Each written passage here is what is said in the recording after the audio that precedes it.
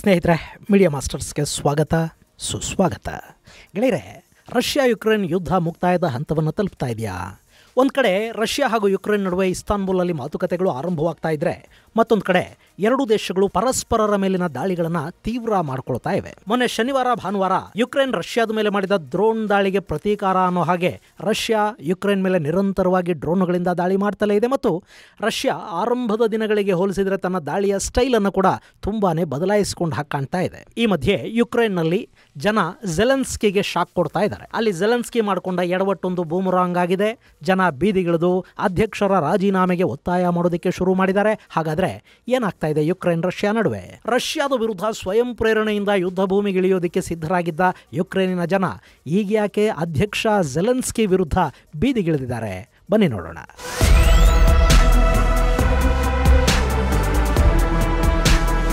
ಗೆಳೆಯರೆ, ರಷ್ಯಾ ಮತ್ತು ಯುಕ್ರೇನ್ ನಡುವಿನ ಯುದ್ಧ 1245 ದಿನಗಳನ್ನು ಪೂರೈಸಿದೆ. 3 ವರ್ಷಗಳ ಮೇಲೆ 4 ತಿಂಗಳು ಕಳೆದರೂ ಕೂಡ ಅಲ್ಲಿ ಯಾರೂ ಸೋಲ್ತಾ ಇಲ್ಲ, ಯಾರೂ ಗೆಲ್ತಾ ಇಲ್ಲ. ಯುಕ್ರೇನ್ ತನ್ನ 20% ಭೂಭಾಗವನ್ನು ಕಳ್ಕೊಂಡಿದೆ, ಸಾಕಷ್ಟು ನಷ್ಟಕ್ಕೀಡಾಗಿದೆ. ಅವರ ಬಜೆಟ್ಗೆ ಕೂಡ ಹಣ ಇಲ್ಲ. ಇಡೀ ದೇಶ ಬರೀ ಆಯುಧಗಳು ಮಾತ್ರ ಅಲ್ಲ, ಅವರ ಪ್ರತಿಯೊಂದು ಕೂಡ ಸಾಲದ ಮೇಲೆ ನಡೀತಾ ಇದೆ. ಇಷ್ಟಾದರೂ ಅವರು ಯುದ್ಧ ನಿಲ್ಲಿಸೋದಕ್ಕೆ ಸಿದ್ಧ ಆಗ್ತಾ ಇಲ್ಲ. ಯಾಕೆ ಅಂದರೆ ಯುಕ್ರೇನಿಗೆ ಬೇಕಾದ ಹಣ ಮತ್ತು ಆಯುಧಗಳು ಪಶ್ಚಿಮದ ದೇಶಗಳಿಂದ ಬರ್ತಾ ಇವೆ. ಇನ್ನು ರಷ್ಯಾ ಅವರಿಗೆ ಸದ್ಯಕ್ಕೆ ಯುದ್ಧವನ್ನು ನಿಲ್ಲಿಸಬೇಕಾದ ಅಗತ್ಯನೇ ಕಾಣ್ತಾ ಇಲ್ಲ. ಯಾಕೆಂದ್ರೆ ಯುರೋಪಿಯನ್ ಯೂನಿಯನ್ ಹಾಗೂ ನ್ಯಾಟೋಗಳು ರಷ್ಯಾದ ಕಡೆಗೆ ವಿಸ್ತರಿಸಿಕೊಳ್ತಾ ಇವೆ ಅನ್ನೋ ಕಾರಣಕ್ಕೆ ಯುರೋಪ್ ಮತ್ತು ಅಮೆರಿಕಾಗಳು ರಷ್ಯಾದ ವಿರುದ್ಧ ಯುಕ್ರೇನ್ ಅನ್ನ ಬಳಸಿಕೊಳ್ಳದ ಹಾಗೆ ತಡೆಯೋದಕ್ಕೆ ಶುರುವಾದ ಯುದ್ಧ ಅದು. ಅದನ್ನ ಈಗ ನಿಲ್ಲಿಸೋದಾದ್ರೆ ಅದಕ್ಕೂ ರಷ್ಯಾ ಸಿದ್ಧ ಇದೆ. ಆದರೆ ಯುಕ್ರೇನಿನ ಕಂಡೀಷನ್ಗಳನ್ನು ಒಪ್ಪೋದಕ್ಕೆ ರಷ್ಯಾ ಸಿದ್ಧ ಇಲ್ಲ. ಗೆಲ್ತಿರೋ ಯುದ್ಧವನ್ನು, ಗೆದ್ದಿರೋ ಭೂಪ್ರದೇಶವನ್ನು ಕೈಬಿಟ್ಟು ಸಂಧಾನ ಮಾಡ್ಕೊಳ್ಳೋದಕ್ಕೆ ರಷ್ಯಾ ಏನು ಭಾರತಾನೇ? ಸೊ ಯಾವ ಕಾರಣಕ್ಕೂ ಗೆದ್ದಿರೋ ಭೂಪ್ರದೇಶವನ್ನು ಬಿಡೋದಿಲ್ಲ. ಯುಕ್ರೇನಿನ ಆಡಳಿತ ನ್ಯಾಟೋ ಸದಸ್ಯತ್ವಕ್ಕಾಗಿ ಅರ್ಜಿ ಸಲ್ಲಿಸೋದಿಲ್ಲ ಅಂತ ಪ್ರಮಾಣ ಪತ್ರವನ್ನು ಸಲ್ಲಿಸಿದರೆ ಮಾತ್ರ ನಾವು ದಾಳಿಯನ್ನು ನಿಲ್ಲಿಸ್ತೀವಿ ಅನ್ನೋ ಮಾತುಗಳನ್ನು ರಷ್ಯಾ ಸ್ಪಷ್ಟವಾಗಿ ಹೇಳಿದೆ. ಅವರಿಗೆ ಉತ್ತರ ಕೊರಿಯಾ ಸೇನೆ ಹಾಗೂ ಆಯುಧಗಳನ್ನು ಸರಬರಾಜು ಮಾಡ್ತಾ ಇದೆ. ಇನ್ನು ಇರಾನ್ ಡ್ರೋನ್ಗಳನ್ನು ಮಾಡಿಕೊಡೋದಕ್ಕಾಗಿ ರಷ್ಯಾದಲ್ಲೇ ಒಂದು ಕಾಮಿಕಾಜಿ ಡ್ರೋನ್ ಫ್ಯಾಕ್ಟರಿಯನ್ನೇ ತೆರೆದಿದೆ. ಇನ್ನು ಹಣಕ್ಕಾಗಿ ಅವರು ಪೆಟ್ರೋಲಿಯಂ ಹಾಗೂ ಇನ್ನಿತರ ನೈಸರ್ಗಿಕ ಸಂಪನ್ಮೂಲಗಳನ್ನು ಮಾರಾಟ ಮಾಡ್ತಾರೆ. ಭಾರತ ಹಾಗೂ ಚೈನಾಗಳು ರಷ್ಯಾದಿಂದ ಖರೀದಿಯನ್ನು ಮುಂದುವರಿಸ್ತಾ ಇವೆ. ಹಾಗೆ ಯುರೋಪಿಯನ್ ದೇಶಗಳು ಕೂಡ ಕದ್ದು ಮುಚ್ಚಿ ರಷ್ಯಾ ಜೊತೆಗಿನ ವ್ಯಾಪಾರವನ್ನು ಮುಂದುವರಿಸ್ತಾ ಇವೆ. ಹೀಗಾಗಿ ರಷ್ಯಾ ಸದ್ಯಕ್ಕೆ ತಲೆ ಕೆಡಿಸ್ಕೊಳ್ಳೋದಕ್ಕೆ ಹೋಗ್ತಾ ಇಲ್ಲ. ಅವರ ಶಕ್ತಿ ಕೂಡ ದಿನದಿಂದ ದಿನಕ್ಕೆ ಕಡಿಮೆ ಆಗ್ತಾ ಇದೆ ನಿಜ, ಆದರೂ ಅದನ್ನು ಅವರು ತೋರಿಸ್ಕೊಳ್ತಾ ಇಲ್ಲ. ಈ ಮಧ್ಯೆ ಅಮೆರಿಕದ ಮಧ್ಯಸ್ಥಿಕೆಯಲ್ಲಿ ಟರ್ಕಿಯ ಇಸ್ತಾನ್ಬುಲ್ನಲ್ಲಿ ಯುಕ್ರೇನ್ ಮತ್ತು ರಷ್ಯಾ ನಡುವೆ ಸಂಧಾನದ ಮಾತುಕತೆಗಳು ಮತ್ತೆ ಆರಂಭಗೊಂಡಿವೆ. ಅದರ ನಡುವೆ ಯುಕ್ರೇನ್ನಲ್ಲಿ ಜನ ಬೀದಿಗಿಳಿದು ಜೆಲೆನ್ಸ್ಕಿಯ ವಿರುದ್ಧ ಪ್ರತಿಭಟನೆಗೆ ಮುಂದಾಗ್ತಾ ಇದ್ದಾರೆ. ಅದಕ್ಕೆ ಕಾರಣ ಅಲ್ಲಿನ ಭ್ರಷ್ಟಾಚಾರ ನಿಗ್ರಹ ಸಂಸ್ಥೆಗಳು ಹಾಗೂ ಅವುಗಳ ಕಾನೂನಿನಲ್ಲಿ ಜೆಲೆನ್ಸ್ಕಿ ತಗೊಂಡು ಬರ್ತಾ ಇರೋ ಬದಲಾವಣೆಗಳು.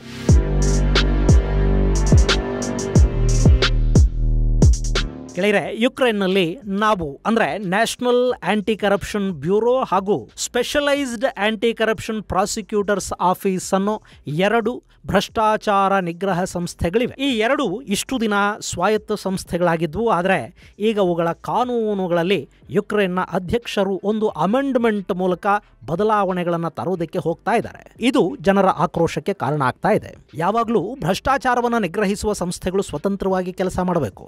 ಹಾಗಲ್ಲದೆ ಅವುಗಳ ಮೇಲೆ ಸರ್ಕಾರ, ಆಡಳಿತ ಪ್ರತಿನಿಧಿಗಳು ಪ್ರಭಾವ ಬೀರೋದಕ್ಕೆ, ನಿಯಂತ್ರಣವನ್ನು ಸಾಧಿಸೋದಕ್ಕೆ ಸಾಧ್ಯ ಆದರೆ ಅಲ್ಲಿ ಪಾರದರ್ಶಕತೆ ಅನ್ನೋದು ಸತ್ತು ಹೋಗುತ್ತೆ. ಈಗ ಯುಕ್ರೇನ್ನಲ್ಲಿ ಈ 2 ಆಂಟಿ ಕರಪ್ಷನ್ ಸಂಸ್ಥೆಗಳ ಮೇಲೆ ಅಧ್ಯಕ್ಷರಿಗೆ ಮತ್ತು ಸಚಿವ ಸಂಪುಟಕ್ಕೆ ನಿಯಂತ್ರಣ ಇರೋ ಹಾಗೆ ಕಾನೂನುಗಳಲ್ಲಿ ಬದಲಾವಣೆಗಳನ್ನು ತರಲಾಗ್ತಾ ಇದೆ. ಅಂದರೆ ಇನ್ನು ಮುಂದಲ್ಲಿ ಭ್ರಷ್ಟಾಚಾರ ನಿಗ್ರಹ ಅನ್ನೋದು ಯುಕ್ರೇನ್ನ ಅಧ್ಯಕ್ಷರು ಹಾಗೂ ಮಂತ್ರಿಗಳ ಮಾತು ಕೇಳಿಕೊಂಡು ನಡೆಯುತ್ತೆ. ಯಾವಾಗಿಂಥ ಬದಲಾವಣೆಗಳಿಗೆ ಜೆಲೆನ್ಸ್ಕಿ ಮುಂದಾದ್ರೋ ಅಲ್ಲಿನ ಜನ ಇದನ್ನು ಪ್ರತಿಭಟಿಸಿ ಬೀದಿಗಿಳಿದಿದ್ದಾರೆ. ಸಾವಿರಾರು ಜನ ಅಧ್ಯಕ್ಷರ ಕಚೇರಿಯನ್ನು ಮುತ್ತಿ ಧಿಕ್ಕಾರಗಳನ್ನು ಕೂಗಿದ್ದಾರೆ, ರಾಜೀನಾಮೆಗೆ ಒತ್ತಾಯ ಕೂಡ ಮಾಡಿದ್ದಾರೆ. ಆದರೆ ಜೆಲೆನ್ಸ್ಕಿ ಈ 2 ಸಂಸ್ಥೆಗಳು ರಷ್ಯಾದ ಪ್ರಭಾವಕ್ಕೊಳಗಾಗಿ ಕೆಲಸ ಮಾಡ್ತಾ ಇದ್ವು, ಈಗ ನಾವು ಅವುಗಳ ಅಧಿಕಾರವನ್ನು ಕಿತ್ತುಕೊಳ್ತಾ ಇಲ್ಲ, ಬದಲಿಗೆ ಆ ಸಂಸ್ಥೆಗಳ ಶುದ್ಧೀಕರಣಕ್ಕೆ ಪ್ರಯತ್ನ ಪಡ್ತಾ ಇದ್ದೀವಿ ಅಂತ ಹೇಳಿದ್ದಾರೆ. ಆದರೆ ಜನ ಅದನ್ನು ನಂಬೋ ಸ್ಥಿತಿಯಲ್ಲಿ ಇಲ್ಲ. ಅವರ ಕಣ್ಣಲ್ಲಿ ಈಗ ಖುದ್ದು ಜೆಲೆನ್ಸ್ಕಿ ಒಬ್ಬ ಭ್ರಷ್ಟನಂತೆ ಕಾಣ್ತಾ ಇದ್ದಾರೆ.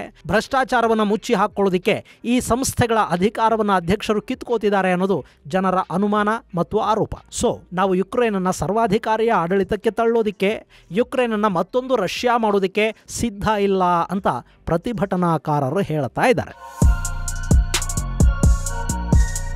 ಇನ್ನು ಗೆಳೆಯರೆ, ಇಲ್ಲಿ ಪ್ರತಿಭಟನೆಗೆ ಇದೊಂದು ಅಮೆಂಡ್ಮೆಂಟೇ ಕಾರಣ ಅಲ್ಲ.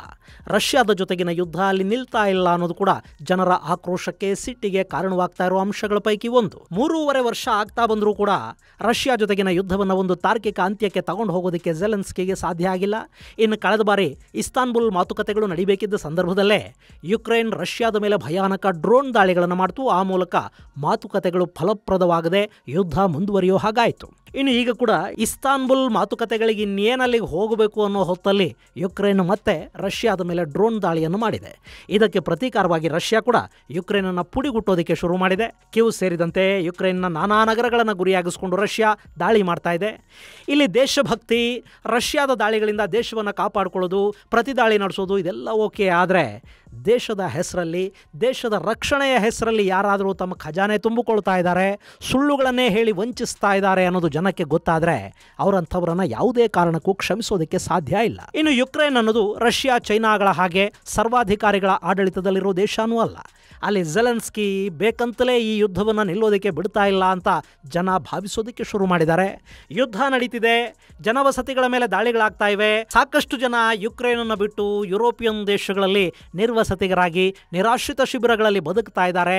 ಇನ್ನು ಕೆಲವರು ತಮ್ಮ ಮನೆಯ ಮಕ್ಕಳನ್ನು ಯುದ್ಧದಲ್ಲಿ ಬಲಿ ಕೊಟ್ಟಿದ್ದಾರೆ. ಇಷ್ಟೆಲ್ಲ ಮಾಡಿ ಪ್ರಯೋಜನ ಆದರೂ ಏನು? ಯುಕ್ರೇನಿಗೆ ಯುರೋಪಿಯನ್ ಯೂನಿಯನ್ನಿಂದ ಹಣ ಬರ್ತಾ ಇದೆ.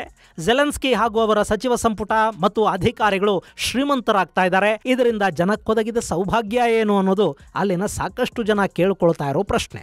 ಸೊ ಈ ಯುದ್ಧವನ್ನು ಜೆಲೆನ್ಸ್ಕಿ ತಮ್ಮ ಲಾಭಕ್ಕಾಗಿ ಮಾಡ್ತಾ ಇದ್ದಾರೆ. ಇದನ್ನು ನಿಲ್ಲಿಸೋದಕ್ಕೆ ಅವರು ಸಿದ್ಧ ಇಲ್ಲ. ಅಲ್ಲಿ ಆಗ್ತಾ ಇರೋ ಭ್ರಷ್ಟಾಚಾರದ ತನಿಖೆ ಕೂಡ ಆಗಬಾರ್ದು ಅನ್ನೋ ಕಾರಣಕ್ಕೆ ಆ್ಯಂಟಿ ಕರಪ್ಷನ್ ಕಾನೂನುಗಳಿಗೆ ತಿದ್ದುಪಡಿಯನ್ನು ಮಾಡಿ ಆ ಸಂಸ್ಥೆಗಳ ಅಧಿಕಾರವನ್ನು ಕಿತ್ತುಕೊಳ್ಳೋ ಪ್ರಯತ್ನ ನಡೀತಾ ಇದೆ ಅನ್ನೋದು ಜನರ ಆರೋಪ. ಹೀಗಾಗಿ ಅವರು ಬೀದಿಗಿಳಿದು ಪ್ರತಿಭಟನೆಗಳನ್ನು ಮಾಡ್ತಾ ಇದ್ದಾರೆ. ಇನ್ನು ಈ ಪ್ರತಿಭಟನೆಗಳು ರಾಜಧಾನಿ ಕ್ಯೂನಲ್ಲಿ ಮಾತ್ರ ಅಲ್ಲ, ವಿವ್, ನಿಪ್ರೋ, ಒಡೆಸ್ಸಾ ಹೀಗೆ ಸಾಕಷ್ಟು ಕಡೆಗಳಲ್ಲಿ ಶುರುವಾಗಿವೆ. ಅದರಲ್ಲಿ ವಿದ್ಯಾರ್ಥಿಗಳು ಭಾಗವಹಿಸ್ತಾ ಇದ್ದಾರೆ. ಸಾಮಾಜಿಕ ಕಾರ್ಯಕರ್ತರು, ಸೆಲೆಬ್ರಿಟಿಗಳು, ನಿವೃತ್ತ ಸೇನಾಧಿಕಾರಿಗಳು, ಲೇಖಕರು, ಬುದ್ಧಿಜೀವಿಗಳು ಹೀಗೆ ನಾನಾ ವರ್ಗಗಳ ಜನ ಜೆಲೆನ್ಸ್ಕಿ ವಿರುದ್ಧ ಪ್ರತಿಭಟನೆಗಳಿಗೆ ಮುಂದಾಗಿದ್ದಾರೆ. ಹಾಗೆ ಕಿವ್ನ ಮೇಯರ್ ವಿಟಾಲಿ ಕ್ಲಿಶ್ಕೋವ್ ಕೂಡ ಇದರಲ್ಲಿ ಕಾಣಿಸ್ಕೊಳ್ತಾ ಇದ್ದಾರೆ. ಇದು ಜೆಲೆನ್ಸ್ಕಿಗೆ ಯುಕ್ರೇನ್ನಲ್ಲಿ ಪರ್ಯಾಯ ನಾಯಕತ್ವ ಸೃಷ್ಟಿಯಾಗ್ತಾ ಇರುವುದನ್ನು ತೋರಿಸ್ತಾ ಇದೆ. ಇನ್ನು ಭ್ರಷ್ಟಾಚಾರ ನಿಗ್ರಹ ಸಂಸ್ಥೆಗಳ ಹಲ್ಲು ಕೀಳೋ ಮೂಲಕ ಯುಕ್ರೇನ್ನಲ್ಲಿ ಸರ್ವಾಧಿಕಾರಿ ಆಡಳಿತವನ್ನು ಸೃಷ್ಟಿ ಮಾಡೋ ಪ್ರಯತ್ನದ ಮೂಲಕ ಜೆಲೆನ್ಸ್ಕಿ ಯುಕ್ರೇನನ್ನು ಯುರೋಪಿಯನ್ ಯೂನಿಯನ್ನ ಭಾಗ ಆಗುವ ಕನಸಿನಿಂದ ದೂರ ತಗೊಂಡು ಹೋಗ್ತಾ ಇದ್ದಾರೆ ಅನ್ನೋದು ಕೂಡ ಪ್ರತಿಭಟನಾಕಾರರ ಆರೋಪ. ಹೀಗೊಂದು ಕಡೆ ಯುಕ್ರೇನ್ನಲ್ಲಿ ಜೆಲೆನ್ಸ್ಕಿ ವಿರುದ್ಧ ಪ್ರತಿಭಟನೆಗಳಾಗ್ತಾ ಇದ್ರೆ ಇಸ್ತಾನ್ಬುಲ್ನಲ್ಲಿ ಮಾತುಕತೆಗಳು ನಡೆದಿವೆ. ಇನ್ನು ಜರ್ಮನಿ, UK ಸೇರಿದಂತೆ ಒಂದಷ್ಟು ದೇಶಗಳು ಯುಕ್ರೇನಿಗೆ ಅಮೆರಿಕ ಇನ್ನಷ್ಟು ಆಯುಧಗಳನ್ನು, ಇನ್ನಷ್ಟು ಏರ್ ಡಿಫೆನ್ಸ್ ಸಿಸ್ಟಮ್ಗಳನ್ನು ಕೊಡಬೇಕು ಅಂತ ಒತ್ತಾಯ ಮಾಡ್ತಾ ಇವೆ. ಯಾಕೆ ಅಂದ್ರೆ ರಷ್ಯಾದ ಡ್ರೋನ್ ದಾಳಿಗೆ ಸದ್ಯಕ್ಕೆ ಯುಕ್ರೇನ್ ನರಳುತ್ತಾ ಇದೆ. ಮೊನ್ನೆ ಯುಕ್ರೇನ್ ರಷ್ಯಾದ ಮೇಲೆ ಡ್ರೋನ್ಗಳನ್ನು ನುಗ್ಗಿಸಿದ ನಂತರ ಪ್ರತೀಕಾರಾತ್ಮಕ ದಾಳಿಯನ್ನು ಶುರು ಮಾಡಿರೋ ರಷ್ಯಾ ಇನ್ನೂ ಕೂಡ ಯುಕ್ರೇನಿನ ನಾನಾ ನಗರಗಳ ಮೇಲೆ ಡ್ರೋನ್ ಮತ್ತು ಮಿಸೈಲ್ಗಳಿಂದ ದಾಳಿ ಮಾಡ್ತಲೇ ಇದೆ. ಈ ಹಿಂದೆ ಇಡೀ 1 ತಿಂಗಳಿಗೆ ಎಷ್ಟು ಡ್ರೋನ್ಗಳನ್ನು ರಷ್ಯಾ ಬಳಸ್ತಾ ಇತ್ತು, ಈಗ ಒಂದೇ ದಿನಕ್ಕೆ ಅಷ್ಟು ಡ್ರೋನ್ ಮತ್ತು ಲೈಟ್ರಿಂಗ್ ಮ್ಯುನಿಷನ್ಗಳನ್ನು ಯುಕ್ರೇನ್ ಮೇಲೆ ಬೀಳಿಸ್ತಾ ಇದೆ. ಮೊನ್ನೆ ಒಂದೇ ದಿನ ರಷ್ಯಾ 700ಕ್ಕೂ ಹೆಚ್ಚು ಡ್ರೋನ್ಗಳ ಮೂಲಕ ಯುಕ್ರೇನ್ ಮೇಲೆ ದಾಳಿ ಮಾಡ್ತು ಅಂತ ಹೇಳ್ತಿದ್ದಾರೆ. ಎರಡೂ ದೇಶಗಳ ನಡುವೆ ಯುದ್ಧ ಆರಂಭವಾದಾಗ ಯುಕ್ರೇನಿಗೆ ಟರ್ಕಿ ತನ್ನ ಬೈರಕ್ತರ ಡ್ರೋನ್ಗಳನ್ನು ಕೊಟ್ಟಿತ್ತು. ಅವುಗಳನ್ನು ಬಳಸಿ ಯುಕ್ರೇನ್ ರಷ್ಯಾಗೆ ಸ್ವಲ್ಪ ಮಟ್ಟದ ಶಾಕನ್ನು ಕೊಟ್ಟಿದ್ದು ಹೌದು. ಆದರೆ ಯಾವಾಗ ಇರಾನ್ ತನ್ನ ಶಾಹಿದ್ ಡ್ರೋನ್ಗಳನ್ನು ರಷ್ಯಾಗೆ ಕೊಡೋದಕ್ಕೆ ಮತ್ತು ಅಲ್ಲೇ ಅವುಗಳನ್ನು ತಯಾರಿ ಮಾಡೋದಕ್ಕೆ ವ್ಯವಸ್ಥೆಗಳನ್ನು ಮಾಡ್ತೋ, ರಷ್ಯಾದ ಬಳಿ ಕೂಡ ಈಗ ಸಾಕಷ್ಟು ಡ್ರೋನ್ಗಳು ಸೇರಿಕೊಂಡಿವೆ. ಜೊತೆಗೆ ರಷ್ಯಾ ತನ್ನದೇ ಆದ ಒಂದು ಸಣ್ಣ ಅಟ್ಯಾಕಿಂಗ್ ಡ್ರೋನನ್ನು ಕೂಡ ಸಿದ್ಧ ಮಾಡಿಕೊಂಡಿದೆ. ಅವರ ಬತ್ತಳಿಕೆಯೂ ಡ್ರೋನುಗಳಿಂದ ತುಂಬಿರೋದ್ರಿಂದ ಮಿಸೈಲ್ ತಯಾರಿ ಮಾಡೋದಕ್ಕಿಂತ ಕಡಿಮೆ ಖರ್ಚು ಮತ್ತು ಕಡಿಮೆ ಸಮಯದಲ್ಲಿ ಡ್ರೋನುಗಳಲ್ಲಿ ತಯಾರಾಗ್ತಾ ಇರೋದ್ರಿಂದ, ಅದಕ್ಕೆ ಬೇಕಾದ ಸ್ಪೇರ್ಸನ್ನು ಒದಗಿಸೋದಕ್ಕೆ ಚೈನಾ ಇರೋದ್ರಿಂದ ರಷ್ಯಾ ಈಗ 100 ಡ್ರೋನ್ಗಳನ್ನು ಒಂದೇ ಬಾರಿ ಯುಕ್ರೇನ್ ಮೇಲೆ ನುಗ್ಗಿಸೋದಕ್ಕೆ ಸಾಧ್ಯ ಆಗ್ತಾ ಇದೆ. ಹೀಗಾಗಿ ಯುಕ್ರೇನ್ನ ಅಮೆರಿಕ ಕಾಪಾಡಬೇಕು ಅನ್ನೋದು ಯುರೋಪಿಯನ್ ದೇಶಗಳ ಒತ್ತಾಯ. ಇನ್ನು ಇದೆಲ್ಲದರ ನಡುವೆ ಇಸ್ತಾನ್ಬುಲ್ ಮಾತುಕತೆಗಳು ಏನಾಗತ್ವೆ? ಈ ದಾಳಿಗಳು, ಸಂಘರ್ಷ ನಿಲ್ಲುತ್ತಾ ಅಥವಾ ಜೆಲೆನ್ಸ್ಕಿಯ ಪದಚ್ಯುತಿಯ ನಂತರವೇ ಇದು ನಿಲ್ಲೋದಾ ಅನ್ನೋದನ್ನು ಕಾದು ನೋಡಬೇಕು. ಇದು ಗೆಳೆಯರೆ ರಷ್ಯಾ ಯುಕ್ರೇನ್ ಸಂಘರ್ಷ ಮತ್ತು ಯುಕ್ರೇನ್ನಲ್ಲಿ ಶುರುವಾಗಿರೋ ಜೆಲೆನ್ಸ್ಕಿ ವಿರುದ್ಧದ ಪ್ರತಿಭಟನೆಗಳ ಕುರಿತಾದ ಒಂದಷ್ಟು ಮಾಹಿತಿ. ಮುಂದಿನ ಸಂಚಿಕೆಯಲ್ಲಿ ಮತ್ತಷ್ಟು ವಿಶೇಷಗಳ ಜೊತೆ ಮತ್ತೆ ಭೇಟಿಯಾಗೋಣ. ಅಲ್ಲಿವರೆಗೆ ಜೈ ಹಿಂದ್, ಜೈ ಕರ್ನಾಟಕ.